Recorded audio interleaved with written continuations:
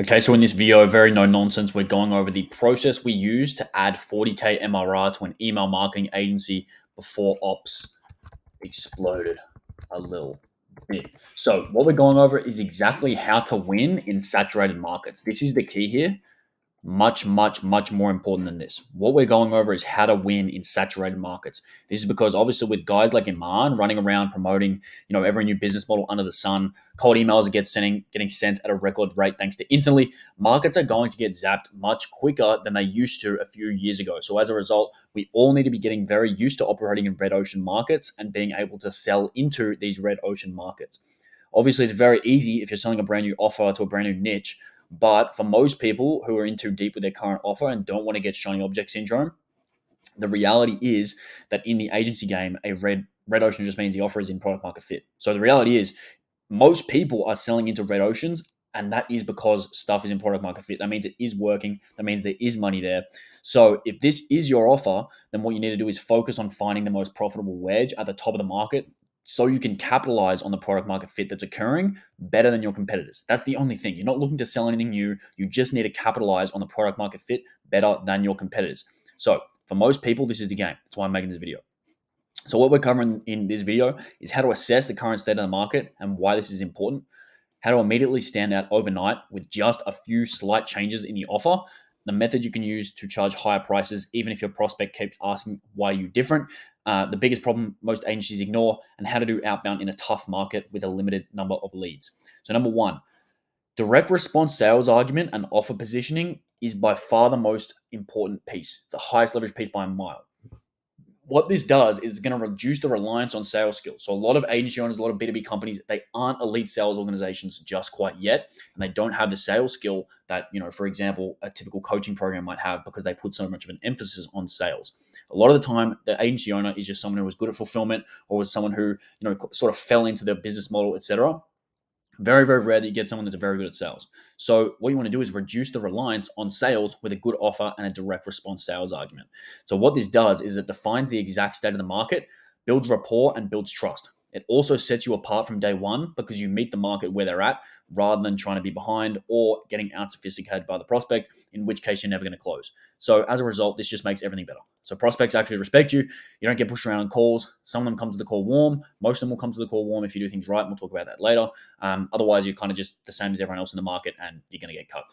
So the way that you do this is by listening to and conducting a ridiculous amount of sales calls. So I'll typically analyze at least 40 hours of call recordings or video for an offer just to find out what's going on inside the prospect's head. This is because you want to avoid false positives as well as false negatives. So what you're doing when you're writing the sales argument is you're basically writing the perfect pitch. You're writing the perfect thing that's going to close the highest number of people. So if you don't have enough data and you go off in a random direction based on only a few instances, this is going to completely cut you and it's going to waste hundreds of hours of work. So don't do that. Number two is having an SDR that's doing dialing and doing lead gen in-house. So what we did was we recruited, trained, and managed an SDR on a daily basis and provided all SOPs for them to execute. Because realistically, in a market like this, lead gen is a 20 to 40 hour per week job. A lot of people ignore this fact. They just want to go and hire an agency. They want to go and outsource it. How quick can you get rid of it? Do not ignore this. You need feedback loops to be very, very tight, and you need boots on the ground to find out what is going on in the market. The only gap here is that often an SDR is either too good and they have their own offer, or they run a lead generation agency and they have 30 clients, or they just suck. I forgot to write this. Or they just suck as a beginner and expect base pay despite being lazy AF. So the way that you solve this is by getting someone closer to the beginning of their journey. So you want someone closer to the beginning of their journey that is a personality fit. This is key. You can't just get any beginner. You can't get any bum off the street.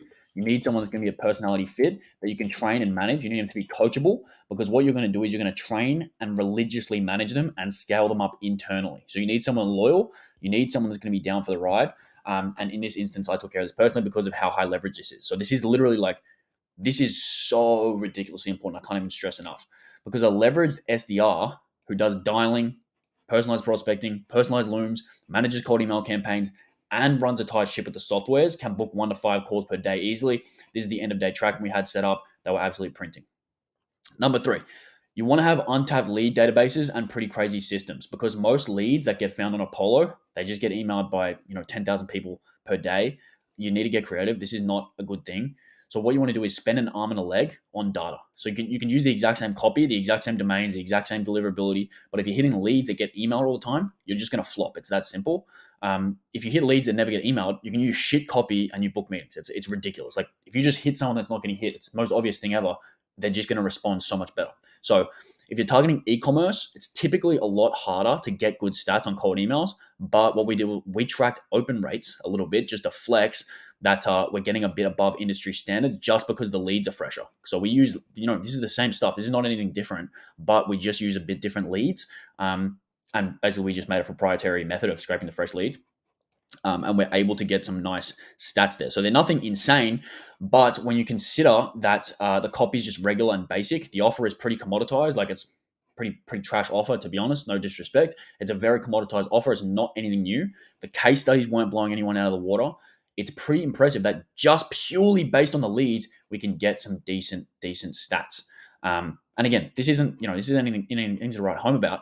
But when you consider that it's in a commoditized market, it is it's decent. So the next thing is that you want to make sure that you're getting the maximum number of positive replies to book in. So you can't afford to let them slip. I think Nick Abraham came up with this style of inbox management. We actually made this internally. So you can see here, basically we just made an automation, just messed with a bunch of APIs and just made this. So basically every lead just gets harassed until they book. Very important.